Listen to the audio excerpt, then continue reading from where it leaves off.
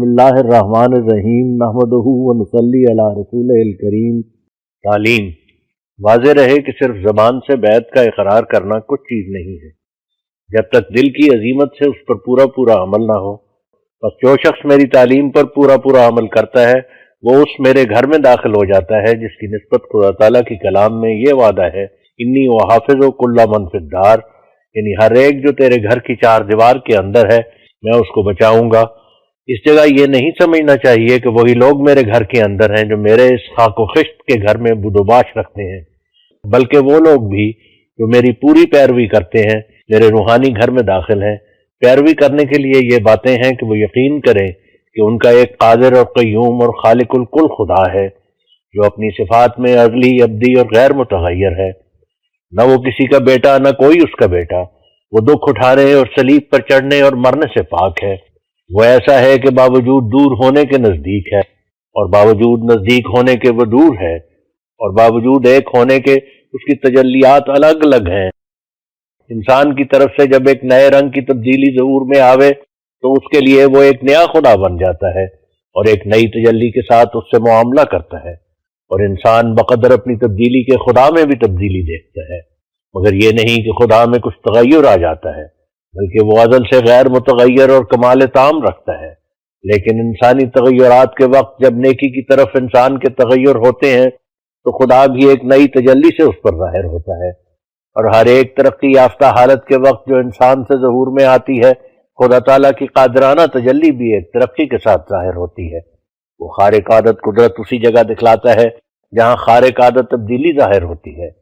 خوارق اور معجزات کی یہی جڑ ہے۔ یہ خدا ہے جو ہمارے سلسلے کی شرط ہے، اس پر ایمان لاؤ اور اپنے نفس پر اور اپنے آراموں پر اور اس کے کل تعلقات پر اس کو مقدم رکھو، اور عملی طور پر بہادری کے ساتھ اس کی راہ میں صدق و وفا دکھلاؤ۔ دنیا اپنے اسباب اور اپنے عزیزوں پر اس کو مقدم نہیں رکھتی، مگر تم اس کو مقدم رکھو تا تم آسمان پر اس کی جماعت لکھے جاؤ۔ رحمت کے نشان دکھلانا قدیم سے خدا کی عادت ہے، مگر تم اس حالت میں اس عادت سے حصہ لے سکتے ہو کہ تم میں اور اس میں کچھ جدائی نہ رہے، اور تمہاری مرضی اس کی مرضی اور تمہاری خواہشیں اس کی خواہشیں ہو جائیں، اور تمہارا سر ہر ایک وقت اور ہر ایک حالت مراد یابی اور نامرادی میں اس کے آستانہ پر پڑے رہے تا جو چاہے سو کرے۔ اگر تم ایسا کرو گے تو تم میں وہ خدا ظاہر ہوگا جس نے مدت سے اپنا چہرہ چھپا لیا ہے۔ کیا کوئی تم میں ہے جو اس پر عمل کرے اور اس کی رضا کا طالب ہو جائے اور اس کی قضاء و قدر پر ناراض نہ ہو؟ تو تم مصیبت کو دیکھ کر اور بھی قدم آگے رکھو کہ یہ تمہاری ترقی کا ذریعہ ہے، اور اس کی توحید زمین پر پھیلانے کے لیے اپنی تمام طاقت سے کوشش کرو، اور اس کے بندوں پر رحم کرو، اور ان پر زبان یا ہاتھ یا کسی تدبیر سے ظلم نہ کرو، اور مخلوق کی بھلائی کے لیے کوشش کرتے رہو، اور کسی پر تکبر نہ کرو گو اپنا ماتحت ہو، اور کسی کو گالی مت دو گو وہ گالی دیتا ہو۔ غریب اور حلیم اور نیک نیت اور مخلوق کے ہمدرد بن جاؤ تا قبول کیے جاؤ۔ بہت ہیں جو علم ظاہر کرتے ہیں مگر وہ اندر سے بھیڑیے ہیں، بہت ہیں جو اوپر سے صاف ہیں مگر اندر سے سانپ ہیں۔ تو تم اس کی جناب میں قبول نہیں ہو سکتے جب تک ظاہر و باطن ایک نہ ہو۔ بڑے ہو کر چھوٹوں پر رحم کرو، نہ ان کی تحقیر، اور عالم ہو کر نادانوں کو نصیحت کرو، نہ خود نمائی سے ان کی تذلیل، اور امیر ہو کر غریبوں کی خدمت کرو، نہ خود پسندی سے ان پر تکبر۔ ہلاکت کی راہوں سے ڈرو، خدا سے ڈرتے رہو اور تقوی اختیار کرو، اور مخلوق کی پرستش نہ کرو، اور اپنے مولا کی طرف منقطع ہو جاؤ، اور دنیا سے دل برداشتہ رہو، اور اسی کے ہو جاؤ، اور اسی کے لیے زندگی بسر کرو، اور اس کے لیے ہر ایک ناپاکی اور گناہ سے نفرت کرو کیونکہ وہ پاک ہے۔ چاہیے کہ ہر ایک صبح تمہارے لیے گواہی دے کہ تم نے تقوی سے رات بسر کی، اور ہر ایک شام تمہارے لیے گواہی دے کہ تم نے ڈرتے ڈرتے دن بسر کیا۔ دنیا کی لعنتوں سے مت ڈرو کہ وہ دھوئیں کی طرح دیکھتے دیکھتے غائب ہو جاتی ہیں، اور وہ دن کو رات نہیں کر سکتی، بلکہ تم خدا کی لعنت سے ڈرو جو آسمان سے نازل ہوتی اور جس پر پڑتی ہے اس کی دونوں جہانوں میں بیخکنی کر جاتی ہے۔ تم ریاکاری کے ساتھ اپنے تئیں بچا نہیں سکتے، کیونکہ وہ خدا جو تمہارا خدا ہے اس کی انسان کے پاتال تک نظر ہے۔ کیا تم اس کو دھوکہ دے سکتے ہو؟ بس تم سیدھے ہو جاؤ اور صاف ہو جاؤ اور پاک ہو جاؤ اور کھڑے ہو جاؤ۔ اگر ایک ذرہ تیرگی تم میں باقی ہے تو وہ تمہاری ساری روشنی کو دور کر دے گی۔ اور اگر تمہارے کسی پہلو میں تکبر ہے یا ریا ہے یا خود پسندی ہے یا کسل ہے تو تم ایسی چیز نہیں ہو کہ جو قبول کے لائق ہو۔ ایسا نہ ہو کہ تم صرف چند باتوں کو لے کر اپنے تئیں دھوکہ دو کہ جو کچھ ہم نے کرنا تھا کر لیا ہے، کیونکہ خدا چاہتا ہے کہ تمہاری ہستی پر پورا انقلاب آوے، اور وہ تم سے ایک موت مانگتا ہے جس کے بعد وہ تمہیں زندہ کرے گا۔ تم آپس میں جلد صلح کرو اور اپنے بھائیوں کے گناہ بخشو، کیونکہ شریر ہے وہ انسان کہ جو اپنے بھائی کے ساتھ صلح پر راضی نہیں، وہ کاٹا جائے گا کیونکہ وہ تفرقہ ڈالتا ہے۔ تم اپنی نفسانیت ہر ایک پہلو سے چھوڑ دو اور باہمی ناراضگی جانے دو، اور سچے ہو کر جھوٹے کی طرح تذلل کرو تا تم بخشے جاؤ۔ نفسانیت کی فربہی چھوڑ دو کہ جس دروازے کے لیے تم بلائے گئے ہو اس میں سے ایک فربہ انسان داخل نہیں ہو سکتا۔ کیا ہی بدقسمت وہ شخص ہے جو ان باتوں کو نہیں مانتا جو خدا کے منہ سے نکلی اور میں نے بیان کی۔ تم اگر چاہتے ہو کہ آسمان پر تم سے خدا راضی ہو تو تم باہم ایسے ایک ہو جاؤ جیسے ایک پیٹ میں سے دو بھائی۔ تم میں سے زیادہ بزرگ وہی ہے جو زیادہ اپنے بھائی کے گناہ بخشتا ہے، اور بدبخت ہے وہ جو ضد کرتا ہے اور نہیں بخشتا، تو اس کا مجھ میں حصہ نہیں۔ خدا کی لعنت سے بہت خائف رہو کہ وہ قدوس اور غیور ہے، بدکار خدا کا قرب حاصل نہیں کر سکتا، متکبر اس کا قرب حاصل نہیں کر سکتا، ظالم اس کا قرب حاصل نہیں کر سکتا، خائن اس کا قرب حاصل نہیں کر سکتا، اور ہر ایک جو اس کے نام کے لیے غیرت مند نہیں اس کا قرب حاصل نہیں کر سکتا۔ وہ جو دنیا پر کتوں یا چیونٹیوں یا گدھوں کی طرح گرتے ہیں اور دنیا سے آرام یافتہ ہیں، وہ اس کا قرب حاصل نہیں کر سکتے۔ ہر ایک ناپاک آنکھ اس سے دور ہے، ہر ایک ناپاک دل اس سے بے خبر ہے۔ وہ جو اس کے لیے آگ میں ہے وہ آگ سے نجات دیا جائے گا، وہ جو اس کے لیے روتا ہے وہ ہنسے گا، وہ جو اس کے لیے دنیا سے توڑتا ہے وہ اس کو ملے گا۔ تم سچے دل سے اور پورے صدق سے اور سرگرمی کے قدم سے خدا کے دوست بنو تا وہ بھی تمہارا دوست بن جائے۔ تم ماتحتوں پر اور اپنی بیویوں پر اور اپنے غریب بھائیوں پر رحم کرو تا آسمان پر تم پر بھی رحم ہو۔ تم سچ مچ اس کے ہو جاؤ تا وہ بھی تمہارا ہو جاوے۔ دنیا ہزاروں بلاؤں کی جگہ ہے، تو تم خدا سے صدق کے ساتھ پنجہ مارو تا وہ یہ بلائیں تم سے دور رکھے۔ کوئی آفت زمین پر پیدا نہیں ہوتی جب تک آسمان سے حکم نہ ہو، اور کوئی آفت دور نہیں ہوتی جب تک آسمان سے رحم نازل نہ ہو۔ تو تمہاری عقل مندی اسی میں ہے کہ تم جڑ کو پکڑو نہ شاخ کو۔ تمہیں دوا اور تدبیر سے ممانعت نہیں ہے مگر ان پر بھروسہ کرنے سے ممانعت ہے، اور آخر وہی ہوگا جو خدا کا ارادہ ہوگا۔ اگر کوئی طاقت رکھے تو توکل کا مقام ہر ایک مقام سے بڑھ کر ہے، اور تمہارے لیے ایک ضروری تعلیم یہ ہے کہ قرآن شریف کو مہجور کی طرح نہ چھوڑ دو کہ تمہاری اسی میں زندگی ہے۔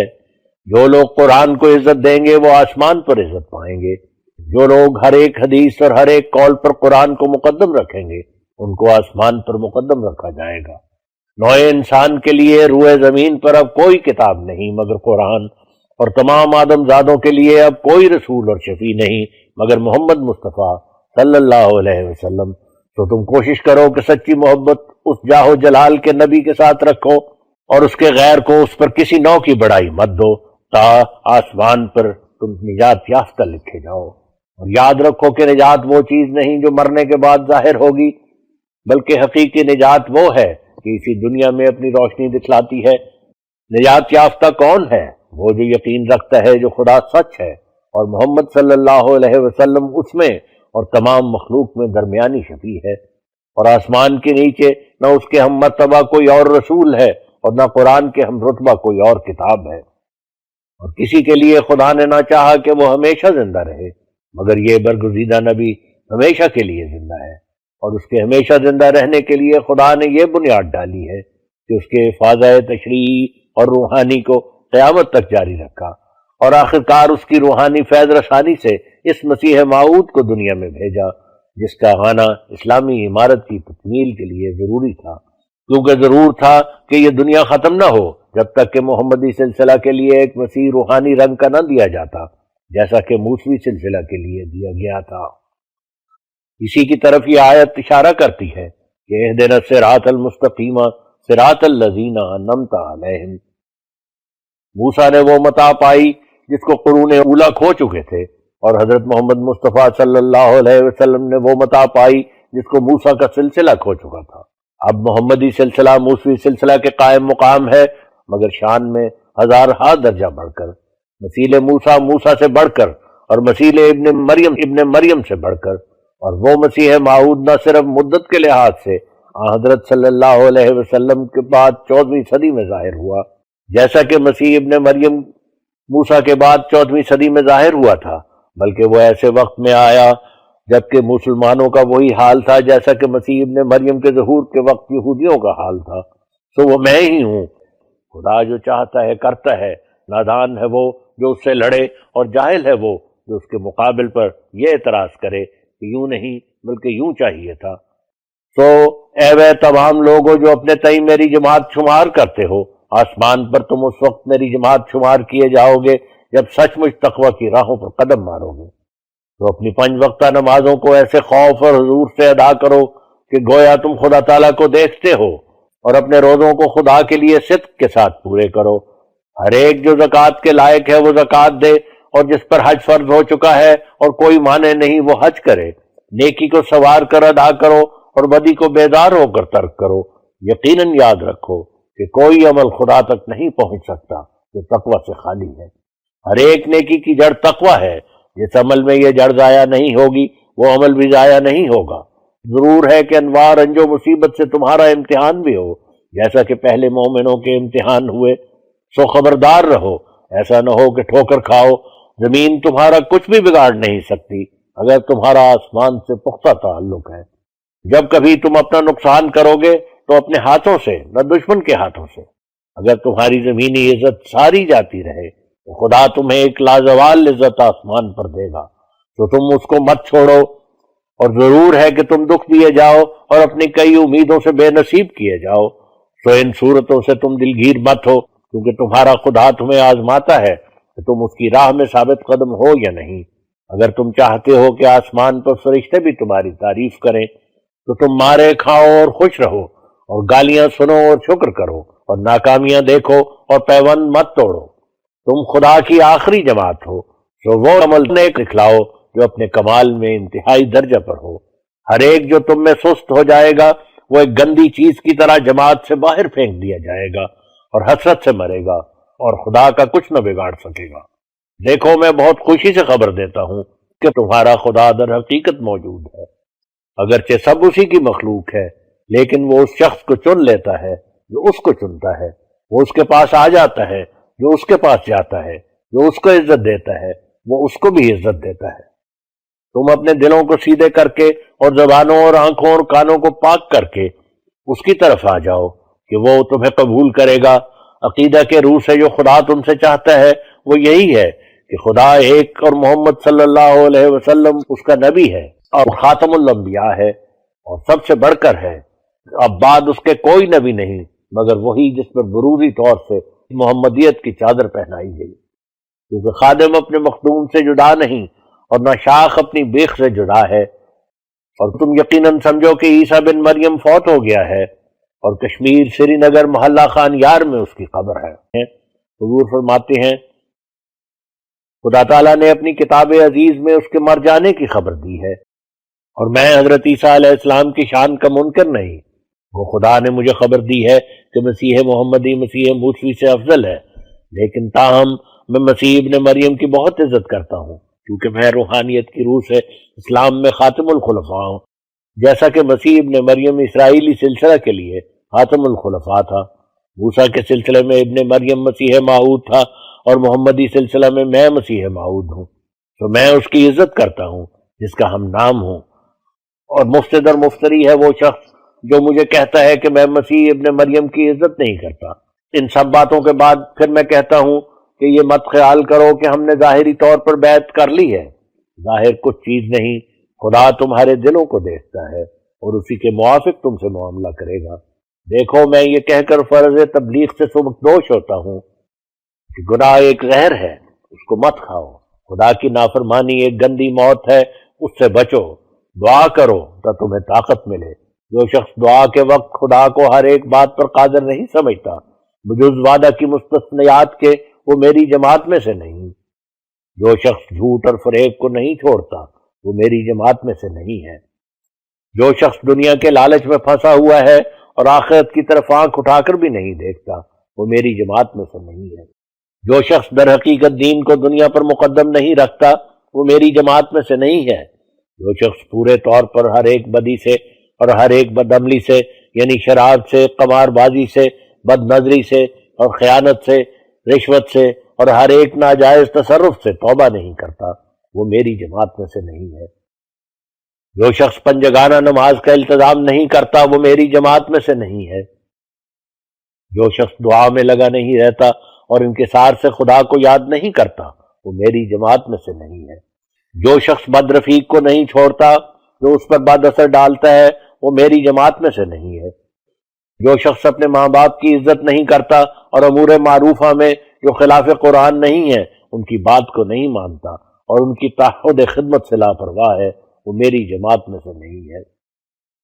جو شخص اپنی اہلیہ اور اس کے اقارب سے نرمی اور احسان کے ساتھ معاشرت نہیں کرتا وہ میری جماعت میں سے نہیں ہے۔ جو شخص اپنے ہمسایہ کو ادنا ادنا خیر سے بھی محروم رکھتا ہے وہ میری جماعت میں سے نہیں ہے۔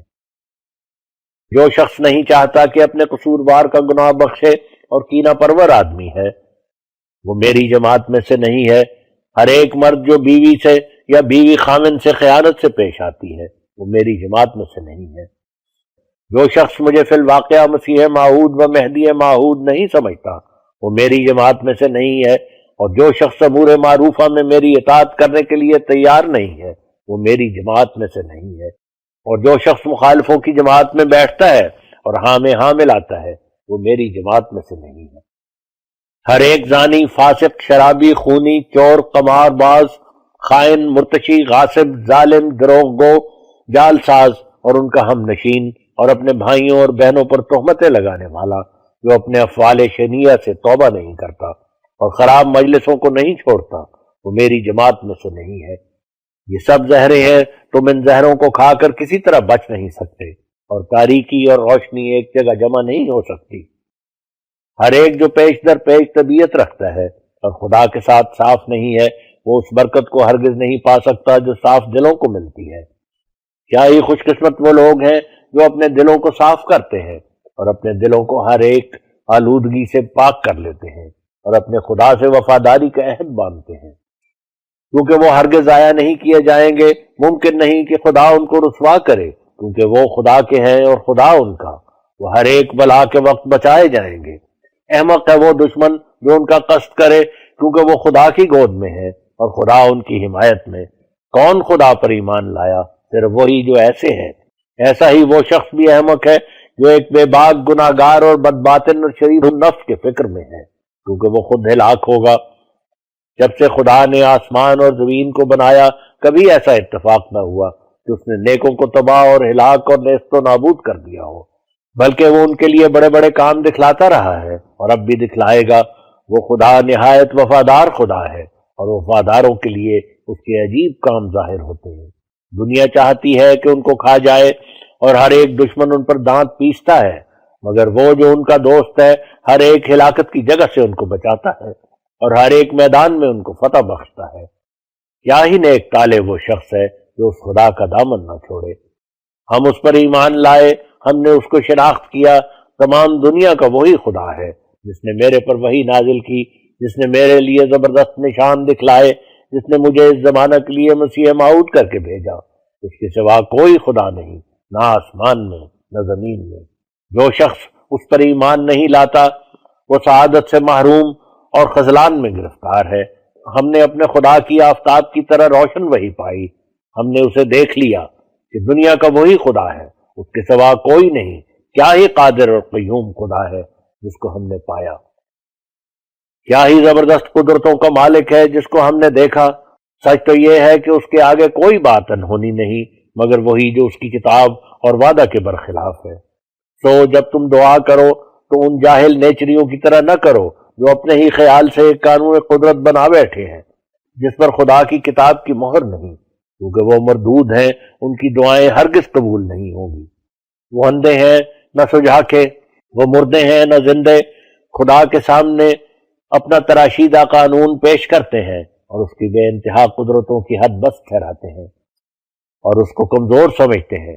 تو ان سے ایسا ہی معاملہ کیا جائے گا جیسا کہ ان کی حالت ہے۔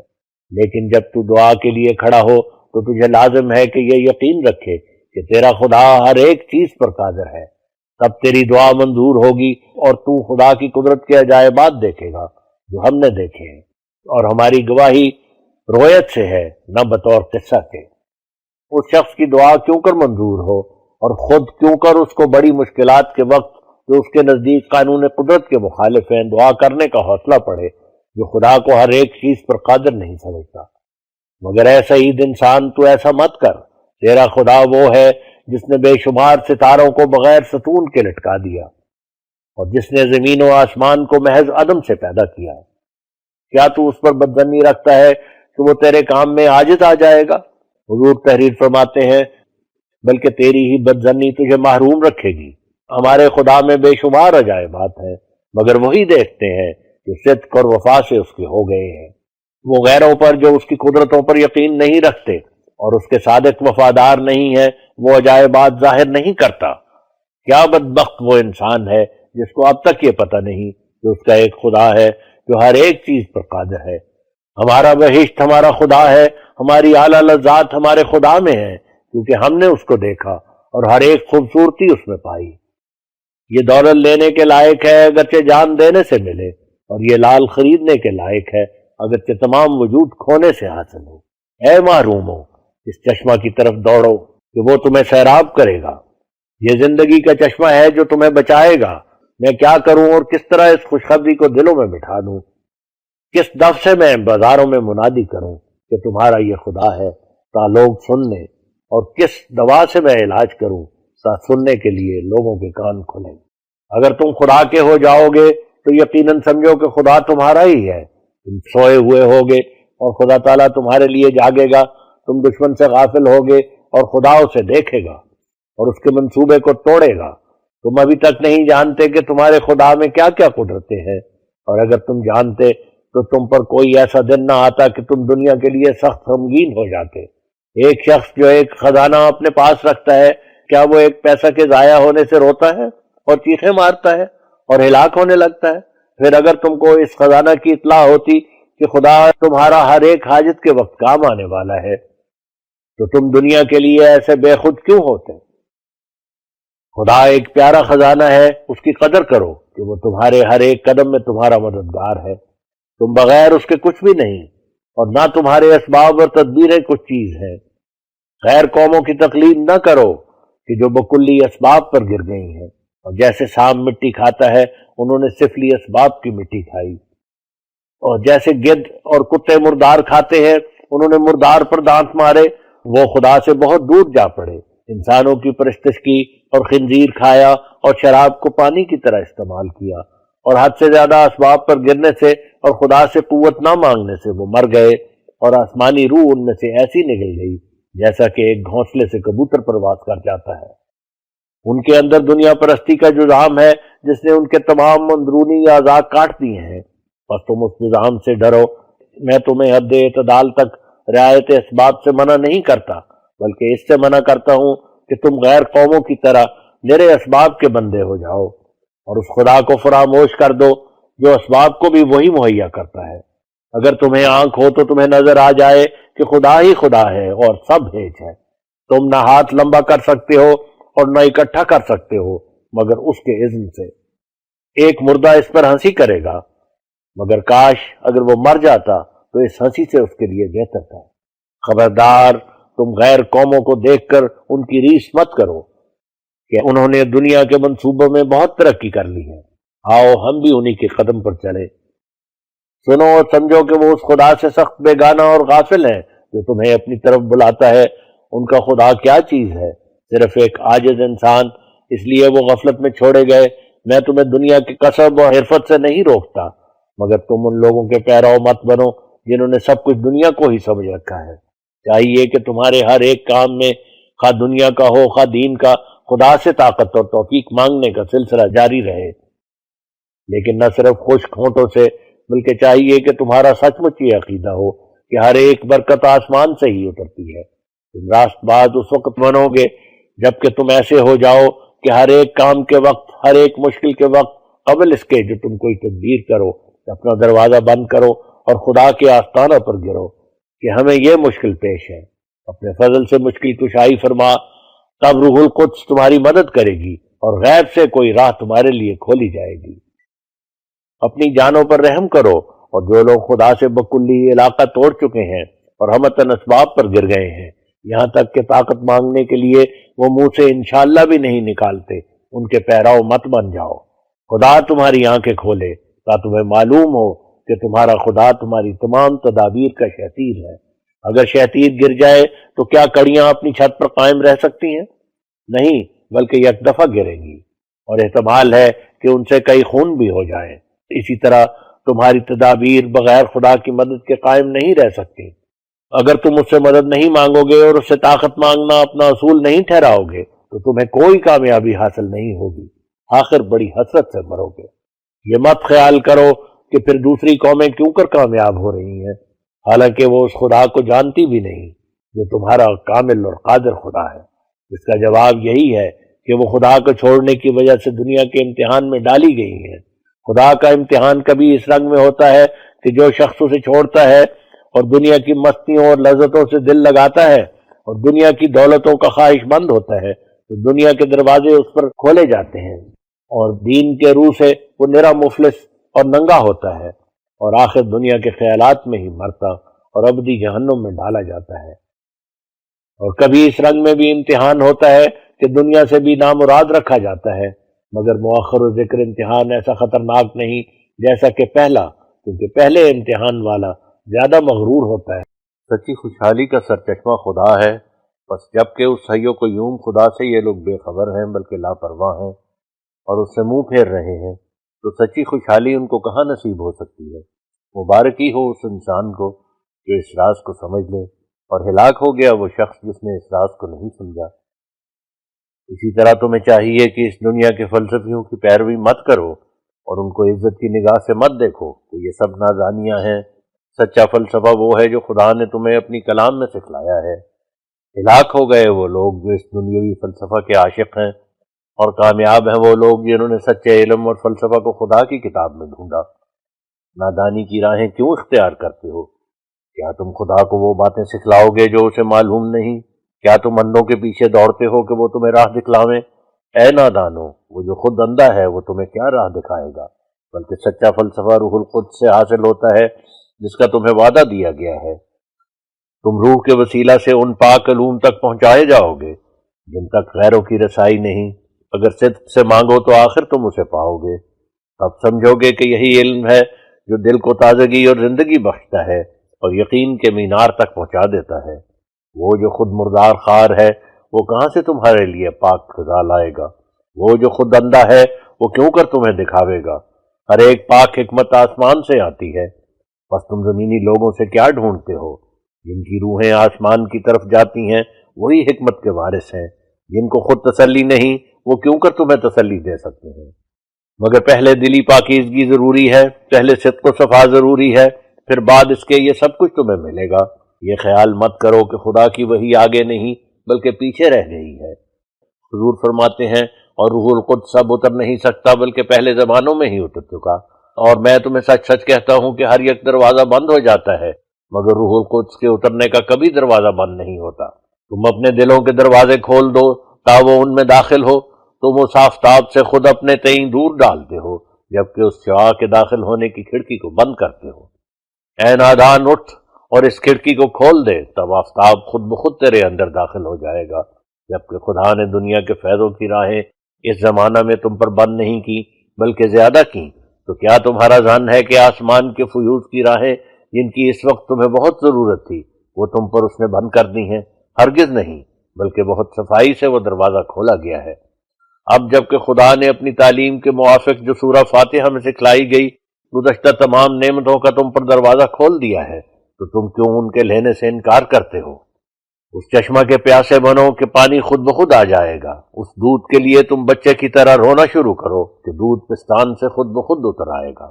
رحم کے لائق بنو تا تم پر رحم کیا جائے، اضطراب دکھلاؤ تا تسلی پاؤ، بار بار چلاؤ تا ایک ہاتھ تمہیں پکڑ لے۔ کیا ہی دشوار گزار وہ راہ ہے جو خدا کی راہ ہے، پر ان کے لیے آسان کی جاتی ہے جو مرنے کی نیت سے اس عطا گڑھے میں پڑتے ہیں۔ بس مبارک وہ جو خدا کے لیے اپنے نفس سے جنگ کرتے ہیں، اور بدبخت وہ جو اپنے نفس کے لیے خدا سے جنگ کرتے ہیں اور اس سے موافقت نہیں کرتے۔ جو شخص اپنے نفس کے لیے خدا کے حکم کو ٹالتا ہے وہ آسمان میں ہرگز داخل نہیں ہوگا۔ تو تم کوشش کرو جو ایک نقطہ یا ایک شوشہ قرآن شریف کا بھی تم پر گواہی نہ دے، تاکہ تم اسی کے لیے پکڑے نہ جاؤ، کیونکہ ایک ذرہ بدی کا بھی قابل پاداش ہے۔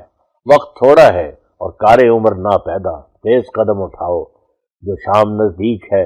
جو کچھ پیش کرنا ہے وہ بار بار دیکھ لو، ایسا نہ ہو کہ کچھ رہ جائے اور ضیاع کاری کا موجب ہو، یا سب گندی اور کھوٹی متاع ہو جو شاہی دربار میں پیش کرنے کے لائق نہ ہو۔ میں نے سنا ہے کہ بعض تم میں سے حدیث کو بکلی نہیں مانتے، اگر وہ ایسا کرتے ہیں تو سخت غلطی کرتے ہیں۔ میں نے یہ تعلیم نہیں دی کہ ایسا کرو، بلکہ میرا مذہب یہ ہے کہ 3 چیزیں ہیں کہ جو تمہاری ہدایت کے لیے خدا نے تمہیں دی ہیں۔ حضور فرماتے ہیں سب سے اول قرآن ہے، جس میں خدا کی توحید اور جلال اور عظمت کا ذکر ہے، اور جس میں ان اختلافات کا فیصلہ کیا گیا ہے جو یہود اور نصارہ میں تھے۔ اسی طرح قرآن میں منع کیا گیا ہے کہ بجز خدا کے تم کسی چیز کی عبادت کرو، نہ انسان کی، نہ حیوان کی، نہ سورج کی، نہ چاند کی، اور نہ کسی اور ستارہ کی، اور نہ اسباب کی، اور نہ اپنے نفس کی۔ تو تم ہوشیار رہو اور خدا کی تعلیم اور قرآن کی ہدایت کے برخلاف ایک قدم بھی نہ اٹھاؤ۔ میں تمہیں سچ سچ کہتا ہوں کہ جو شخص قرآن کے 700 حکم میں سے ایک چھوٹے سے حکم کو بھی ٹالتا ہے، وہ نجات کا دروازہ اپنے ہاتھ سے اپنے پر بند کرتا ہے۔ حقیقی اور کامل نجات کی راہیں قرآن نے کھولی اور باقی سب اس کے ذل تھے۔ تو تم قرآن کو تدبر سے پڑھو اور اس سے بہت ہی پیار کرو، ایسا پیار کہ تم نے کسی سے نہ کیا ہو، کیونکہ جیسا کہ خدا نے مجھے مخاطب کر کے فرمایا کہ الخیر کلہ فی القرآن، کہ تمام قسم کی بھلائیاں قرآن میں ہیں، یہی بات سچ ہے۔ افسوس ان لوگوں پر جو کسی اور چیز کو اس پر مقدم رکھتے ہیں۔ تمہاری تمام فلاح اور نجات کا سرچشمہ قرآن میں ہے، کوئی بھی تمہاری ایسی دینی ضرورت نہیں جو قرآن میں نہیں پائی جاتی۔ تمہارے ایمان کا مصدق کے مکذب قیامت کے دن قرآن ہے، اور بجز قرآن کے آسمان کے نیچے اور کوئی کتاب نہیں جو بلا واسطہ قرآن تمہیں ہدایت دے سکے۔ خدا نے تم پر بہت احسان کیا ہے جو قرآن جیسی کتاب تمہیں عنایت کی۔ میں تمہیں سچ سچ کہتا ہوں کہ وہ کتاب جو تم پر پڑھی گئی اگر عیسائیوں پر پڑھی جاتی تو وہ ہلاک نہ ہوتے، اور یہ نعمت اور ہدایت جو تمہیں دی گئی اگر بجائے توریت کے یہودیوں کو دی جاتی تو بعض فرقے ان کے قیامت سے منکر نہ ہوتے۔ بس اس نعمت کی قدر کرو جو تمہیں دی گئی، یہ نہایت پیاری نعمت ہے، یہ بڑی دولت ہے۔ اگر قرآن نہ آتا تو تمام دنیا ایک گندے موضوع کی طرح تھی۔ قرآن وہ کتاب ہے جس کے مقابل پر تمام ہدایتیں ہیچ ہیں۔ قرآن ایک ہفتہ میں انسان کو پاک کر سکتا ہے اگر صوری یا مانوی اعراض نہ ہو۔ قرآن تم کو نبیوں کی طرح کر سکتا ہے اگر تم خود اس سے نہ بھاگو۔ بجز قرآن کس کتاب نے اپنی ابتدا میں ہی اپنے پڑھنے والوں کو یہ دعا سکھلائی اور یہ امید دی کہ اہدنا الصراط المستقیم صراط الذین انعمت علیہم، یعنی ہمیں اپنی ان نعمتوں کی راہ دکھلا جو پہلوں کو دکھلائی گئی، جو نبی اور رسول اور صدیق اور شہید اور صالح تھے۔ بس اپنی ہمتیں بلند کر لو اور قرآن کی دعوت کو رد مت کرو کہ وہ تمہیں وہ نعمتیں دینا چاہتا ہے جو پہلوں کو دی تھی، بلکہ خدا کا تمہاری نسبت ان سے زیادہ فیض رسانی کا ارادہ ہے۔ خدا نے ان کے روحانی جسمانی متاع و مال کا تمہیں وارث بنایا، مگر تمہارا وارث کوئی دوسرا نہ ہوگا جب تک کہ قیامت آ جاوے۔ خدا تمہیں نعمت وحی اور الہام اور مکالمات اور مخاطبات الہیہ سے ہرگز محروم نہیں رکھے گا۔ وہ تم پر وہ سب نعمتیں پوری کرے گا جو پہلوں کو دی گئی۔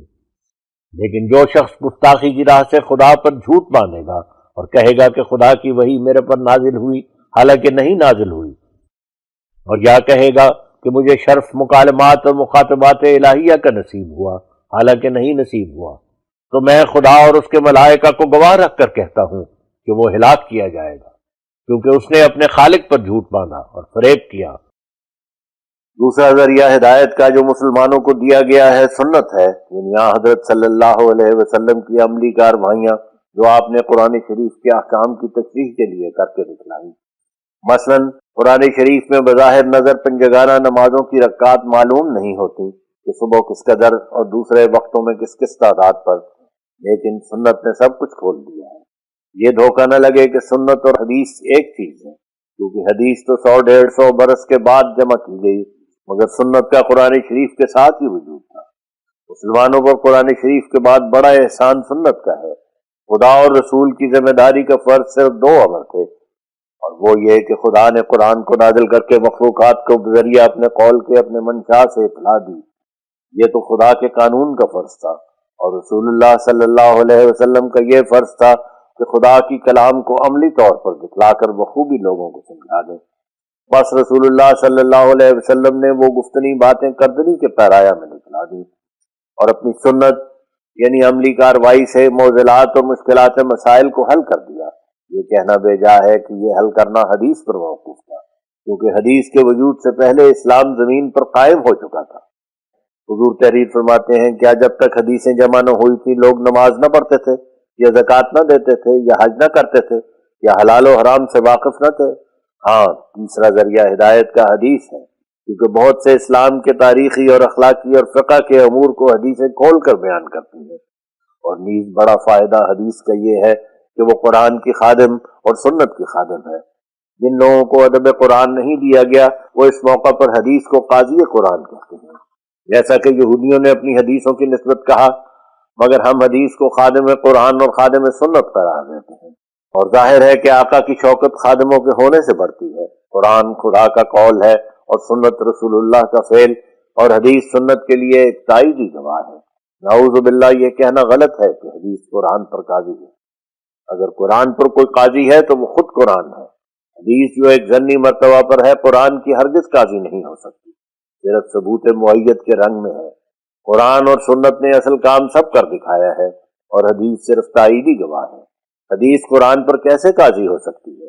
قرآن اور سنت اس زمانہ میں ہدایت کر رہے تھے جبکہ اس مصنوعی قاضی کا نام و نشان نہ تھا۔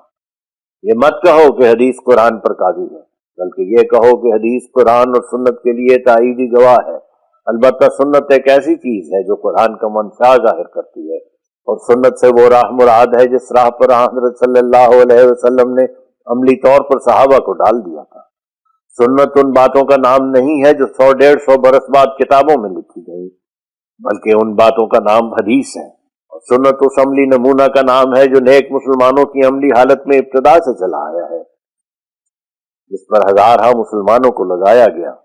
ہاں، حدیث بھی اگرچہ اکثر حصہ اس کا ظن کے مرتبہ پر ہے، مگر بشرط عدم تعارض قرآن و سنت تمسک کے لائق ہے، اور مؤید قرآن و سنت ہے، اور بہت سے اسلامی مسائل کا ذخیرہ اس کے اندر موجود ہے۔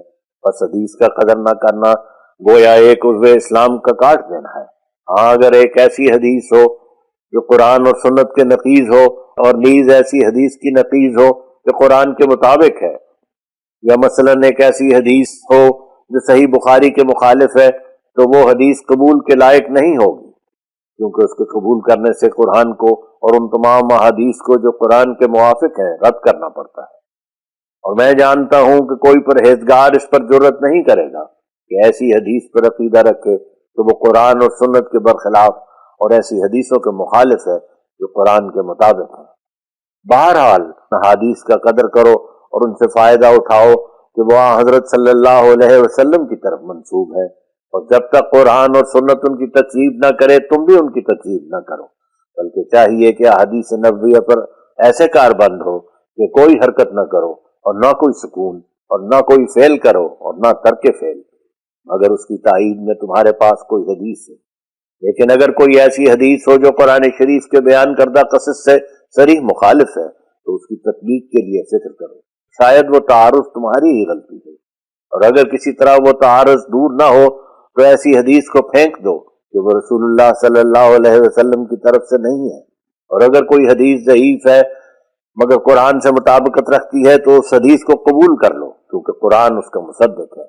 اور اگر کوئی ایسی حدیث ہے جو کسی پیش گوئی پر مشتمل ہے مگر محدثین کے نزدیک وہ ضعیف ہے، اور تمہارے زمانہ میں یا پہلے اس سے اس حدیث کی پیش گوئی سچی نکلی ہے، تو اس حدیث کو سچی سمجھو، اور ایسے محدثوں اور راویوں کو مخطئ اور کاذب خیال کرو جنہوں نے اس حدیث کو ضعیف اور موضوع قرار دیا ہو۔ ایسی حدیثیں صدہاں ہیں جن میں پیش گوئیاں ہیں، اور اکثر ان میں سے محدثین کے نزدیک مجروح یا موضوع یا ضعیف ہیں۔ بس اگر کوئی حدیث ان میں سے پوری ہو جائے اور تم یہ کہہ کر ٹال دو کہ ہم اس کو نہیں مانتے کیونکہ یہ حدیث ضعیف ہے یا کوئی راوی اس کا متدین نہیں ہے، تو اس صورت میں تمہاری خود بے ایمانی ہوگی کہ ایسی حدیث کو رد کر دو جس کا سچا ہونا خدا نے ظاہر کر دیا۔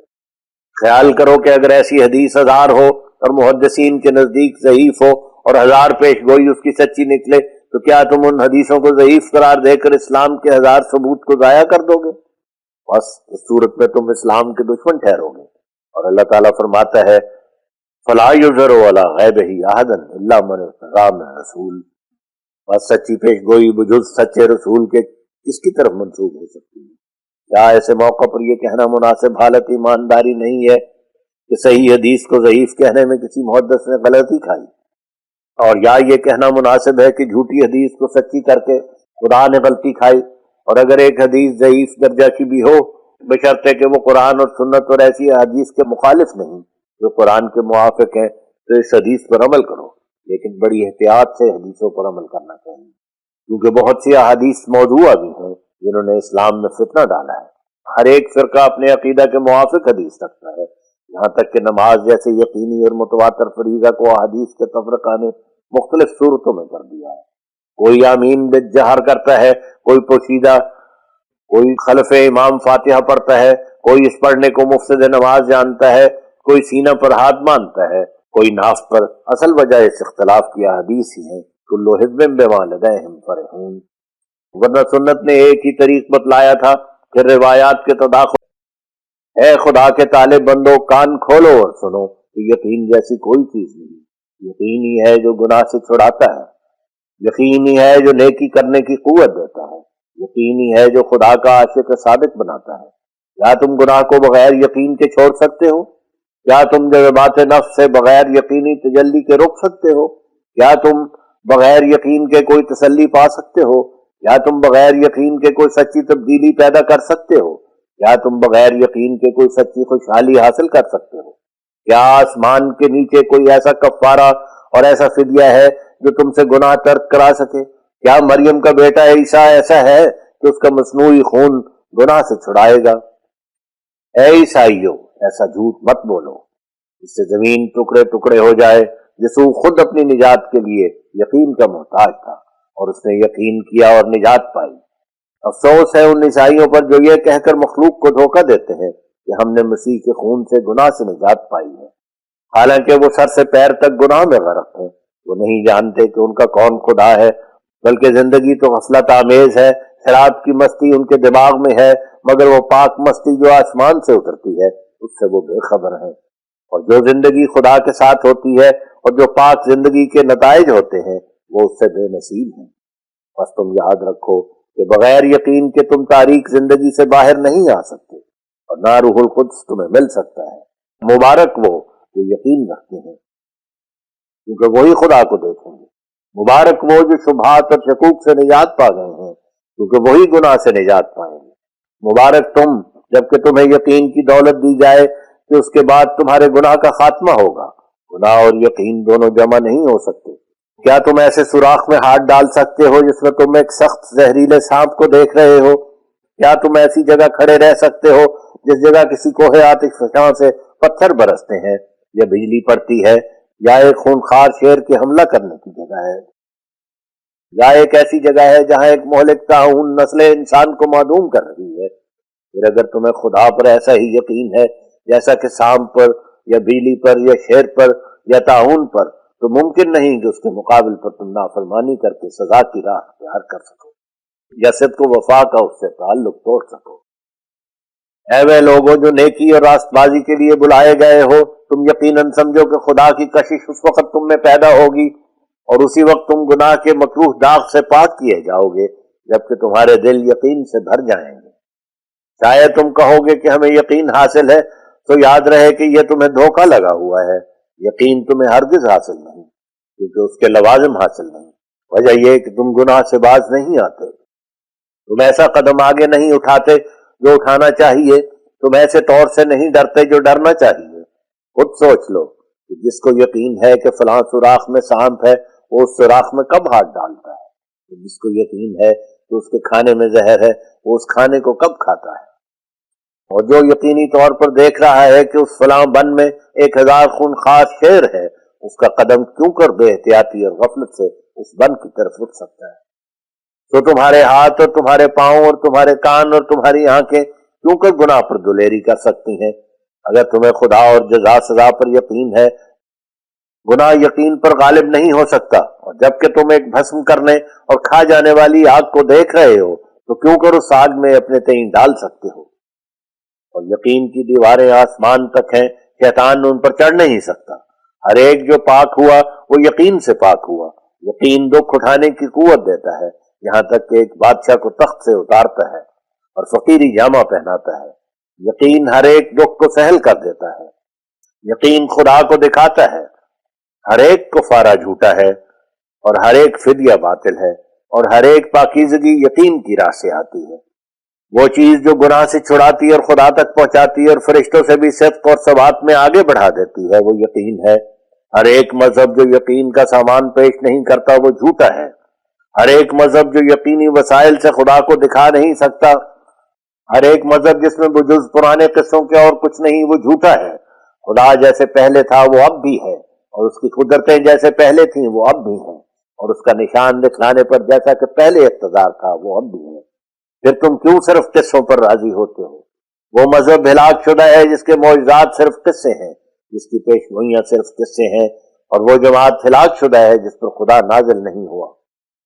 اور جو یقین کے ذریعے سے خدا کے ہاتھ سے پاک، جس طرح انسان نفسانی لذات کا سامان دیکھ کر ان کی طرف کھینچا جاتا ہے، اسی طرح انسان جب روحانی لذات یقین کے ذریعے سے حاصل کرتا ہے تو وہ خدا کی طرف کھینچا جاتا ہے، اور اس کا حسن اس کو ایسا مست کر دیتا ہے کہ دوسری تمام چیزیں اس کو سراسر ردی دکھائی دیتی ہیں، اور انسان اسی وقت گناہ سے مخلصی پاتا ہے جبکہ وہ خدا اور اس کے جبروت اور جزا سزا پر یقینی طور پر اطلاع پاتا ہے۔ ہر ایک بے باکی کی جڑ بے خبری ہے۔ جو شخص خدا کی یقینی معرفت سے کوئی حصہ لیتا ہے وہ بے باک نہیں رہ سکتا۔ اگر گھر کا مالک جانتا ہے کہ ایک پرزور سیلاب نے اس کے گھر کی طرف رخ کیا ہے، اور یا اس کے گھر کے ارد گرد آگ لگ چکی ہے اور صرف ایک ذرا سی جگہ باقی ہے، تو وہ اس گھر میں ٹھہر نہیں سکتا۔ تو پھر تم خدا کی جزا سزا کے یقین کا دعویٰ کر کے کیوں کر اپنی خطرناک حالتوں پر ٹھہر رہے ہو؟ تو تم آنکھیں کھولو اور خدا کے اس قانون کو دیکھو جو تمام دنیا میں پایا جاتا ہے۔ چوہے مت بنو جو نیچے کی طرف جاتے ہیں، بلکہ بلند پرواز کبوتر بنو جو آسمان کے فضا کو اپنے لیے پسند کرتا ہے۔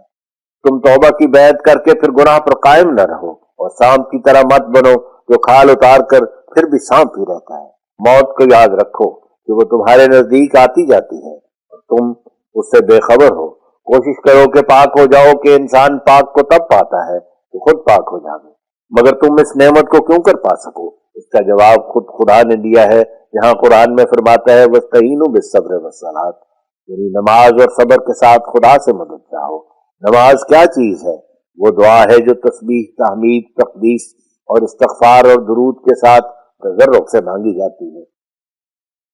سو جب تم نماز پڑھو تو بے خبر لوگوں کی طرح اپنی دعاؤں میں صرف عربی الفاظ کے پابند نہ رہو، کیونکہ ان کی نماز اور ان کا استغفار سب رسمیں ہیں جن کے ساتھ کوئی حقیقت نہیں۔ لیکن تم جب نماز پڑھو تو بجز قرآن کے جو خدا کا کلام ہے اور بجز بعض ادعیہ معصورہ کے ایک رسول کا کلام ہے، باقی اپنی تمام عام دعاؤں میں اپنی زبان میں ہی الفاظ متضرعانہ ادا کر لیا کرو، ہو کہ تمہارے دلوں پر اس اجر و نیاز کا کچھ اثر ہو۔ نماز میں آنے والی بلاؤں کا علاج ہے۔ تم نہیں جانتے کہ نیا دن چڑھنے والا کس قسم کے قضاء و قدر تمہارے لیے لائے گا، بس قبل اس کے جو دن چڑھے تم اپنے مولا کی جناب میں تضرع کرو کہ تمہارے لیے خیر و برکت کا دن چڑھے۔ اے امیروں اور بادشاہوں اور دولت مندوں، آپ لوگوں میں ایسے لوگ بہت ہی کم ہیں جو خدا سے ڈرتے اور اس کی تمام راہوں میں راست باز ہیں۔ اکثر ایسے ہیں کہ دنیا کے ملک اور دنیا کے املاک سے دل لگاتے ہیں اور پھر اسی میں عمر بسر کر لیتے ہیں اور موت کو یاد نہیں رکھتے۔ ہر ایک امیر جو نماز نہیں پڑھتا اور خدا سے لاپرواہ ہے، اس کے تمام نوکروں چاکروں کا گناہ اس کی گردن پر ہے۔ ہر ایک امیر جو شراب پیتا ہے، اس کی گردن پر ان لوگوں کا بھی گناہ ہے جو اس کے ماتحت ہو کر شراب میں شریک ہے۔ اے عقل مندو، یہ دنیا ہمیشہ کی جگہ نہیں، تم سنبھل جاؤ، تم ہر ایک بے اعتدالی کو چھوڑ دو، ہر ایک نشہ کی چیز کو ترک کرو۔ انسان کو تباہ کرنے والی صرف شراب ہی نہیں بلکہ افیون، گانجا، چرس، بھنگ، تاڑی اور ہر ایک نشہ جو ہمیشہ کے لیے عادت کر لیا جاتا ہے وہ دماغ کو خراب کرتا اور آخر ہلاک کرتا ہے۔ سو تم اس سے بچو۔ ہم نہیں سمجھ سکتے کہ تم کیوں ان چیزوں کو استعمال کرتے جن کی شامت سے ہر ایک سال ہزار ہاتھ تمہارے جیسے نشہ کے عادی اس دنیا سے کوچ کرتے جاتے ہیں، اور آخرت کا عذاب الگ ہے۔ پرہیزگار انسان بن جاؤ تا تمہاری عمریں زیادہ ہوں اور تم خدا سے برکت پاؤ۔ حد سے زیادہ عیاشی میں بسر کرنا لعنتی زندگی ہے۔ حد سے زیادہ بدخلق اور بے مہر ہونا لعنتی زندگی ہے۔ حد سے زیادہ خدا یا اس کے بندوں کی ہمدردی سے لاپرواہ ہونا لعنتی زندگی ہے۔ ہر ایک امیر خدا کے حقوق اور انسانوں کے حقوق سے ایسا ہی پوچھا جائے گا جیسا کہ ایک فقیر، بلکہ اس سے زیادہ۔ بس کیا بدقسمت وہ شخص ہے جو اس مختصر زندگی پر بھروسہ کر کے بکلی خدا سے منہ پھیر لیتا ہے اور خدا کے حرام کو ایسی بے باکی سے استعمال کرتا ہے کہ گویا وہ حرام اس کے لیے حلال ہے۔ غصے کی حالت میں دیوانوں کی طرح کسی کو گالی، کسی کو زخمی اور کسی کو قتل کرنے کے لیے تیار ہو جاتا ہے، اور شہوات کے جوش میں بے حیائی کے طریقوں کو انتہا تک پہنچا دیتا ہے۔ تو وہ سچی خوشحالی کو نہیں پائے گا یہاں تک کہ مرے گا۔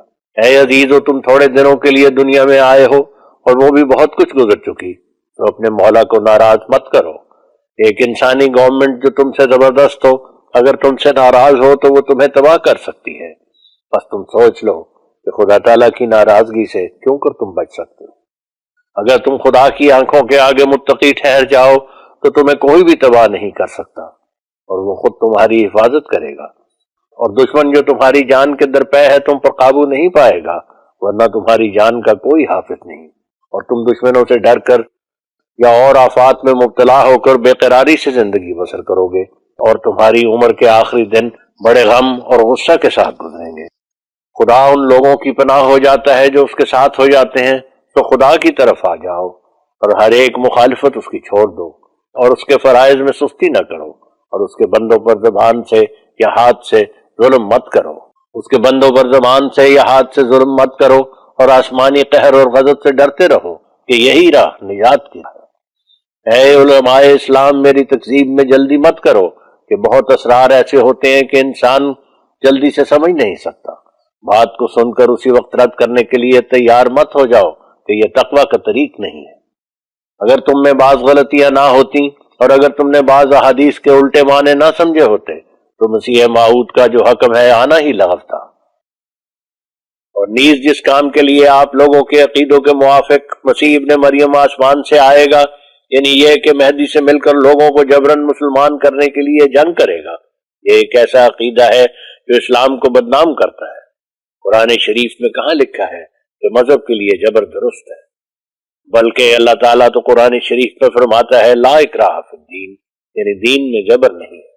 پھر مسیح ابن مریم کو جبر کا اختیار کیوں کر دیا جائے گا؟ سارا قرآن بار بار کہہ رہا ہے کہ دین میں جبر نہیں، اور صاف طور پر ظاہر کر رہا ہے کہ جن لوگوں سے حضرت صلی اللہ علیہ وسلم کے وقت لڑائیاں کی گئی تھیں، وہ لڑائیاں دین کو جبراً شائع کرنے کے لیے نہیں تھیں، بلکہ یا تو بطور سزا تھیں، یعنی ان لوگوں کو سزا دینا منظور تھا جنہوں نے ایک گروہ کثیر مسلمانوں کو قتل کر دیا اور بعض کو وطن سے نکال دیا تھا اور نہایت سخت ظلم کیا تھا، جیسا کہ اللہ تعالیٰ فرماتا ہے اذن للذین یقاتلون بانہم ظلموا وان اللہ علی نصرہم لقدیر، یعنی ان مسلمانوں کو جن سے کفار جنگ کر رہے ہیں بسبب مظلوم ہونے کے مقابلہ کرنے کی اجازت دی گئی، اور خدا قادر ہے کہ جو ان کی مدد۔ اور یا وہ لڑائیاں ہیں جو بطور مدافعت تھیں، یعنی جو لوگ اسلام کے نابود کرنے کے لیے پیش قدمی کرتے تھے یا اپنے ملک میں اسلام کو شائع ہونے سے جبراً روکتے تھے، ان سے بطور حفاظت خود اختیاری یہ ملک میں آزادی پیدا کرنے کے لیے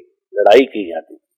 جز ان تین صورتوں کے حضرت صلی اللہ علیہ وسلم اور آپ کے مقدس خلیفوں نے کوئی لڑائی نہیں کی، بلکہ اسلام نے غیر قوموں کے ظلم کی اس قدر برداشت کی ہے جو اس کی دوسری قوموں میں نظیر نہیں ہے۔ پھر یہ عیسیٰ مسیح اور مہدی صاحب کیسے ہوں گے جو آتے ہی لوگوں کو قتل کرنا شروع کر دیں؟ ایسا ہی اس ملک کے گدی نشین اور پیرزادے دین سے ایسے بے تعلق اور اپنی بدعات میں ایسے دن رات مشغول ہیں کہ ان کو اسلام کی مشکلات اور آفات کی کچھ بھی خبر نہیں۔ ان کی مجالس میں اگر جاؤ تو بجائے قرآن شریف اور کتب حدیث کے طرح طرح کے تنبورے اور سارنگیاں اور ڈھولکیاں اور قوال وغیرہ اسباب بدعت نظر آئیں گے، اور پھر باوجود اس کے مسلمانوں کے پیشوا ہونے کا دعویٰ اور اتباع نبوی کی لافزنی، اور بعض ان میں سے عورتوں کا لباس پہنتے ہیں اور ہاتھوں میں مہندی لگاتے ہیں اور چوڑیاں پہنتے ہیں اور قرآن شریف کی نسبت اشعار پڑھنا اپنی مجلسوں میں پسند کرتے ہیں۔ یہ ایسے پرانے زنگار ہیں جو خیال میں نہیں آ سکتا کہ دور ہو سکے، تاہم خدا تعالیٰ اپنی قدرتیں دکھائے گا اور اسلام کا حامی ہوگا۔ ہر ایک کہہ سکتا ہے کہ میں خدا سے پیار کرتا ہوں، مگر خدا سے پیار وہ کرتا ہے جس کا پیار آسمانی گواہی سے ثابت ہو۔ اور ہر ایک کہتا ہے کہ میرا مذہب سچا ہے، مگر سچا مذہب اس شخص کا ہے جس کو اسی دنیا میں نور ملتا ہے۔ اور ہر ایک کہتا ہے کہ مجھے نجات ملے گی، مگر اس قول میں سچا وہ شخص ہے جو اسی دنیا میں نجات کے انوار دیکھتا ہے۔ تو تم کوشش کرو کہ خدا کے پیارے ہو جاؤ تا تم ہر ایک آفت سے بچائے جاؤ۔ عزیزو، یہ دین کے لیے اور دین کی اغراض کے لیے خدمت کا وقت ہے۔ اس وقت کو غنیمت سمجھو کہ پھر کبھی ہاتھ نہیں آئے گا۔ بس تم ایسے برگزیدہ نبی کے تابع ہو کر کیوں ہمت ہارتے ہو؟ تم اپنے وہ نمونے دکھلاؤ جو فرشتے بھی آسمان پر تمہارے صدق و صفا سے حیران ہو جائیں اور تم پر درود بھیجیں۔ اب میں ختم کرتا ہوں اور دعا کرتا ہوں کہ یہ تعلیم میری تمہارے لیے مفید ہو اور تمہارے اندر ایسی تبدیلی پیدا ہو کہ زمین کے تم ستارے بن جاؤ اور زمین اس نور سے روشن ہو جو تمہارے رب سے تمہیں ملے۔ آمین ثم آمین۔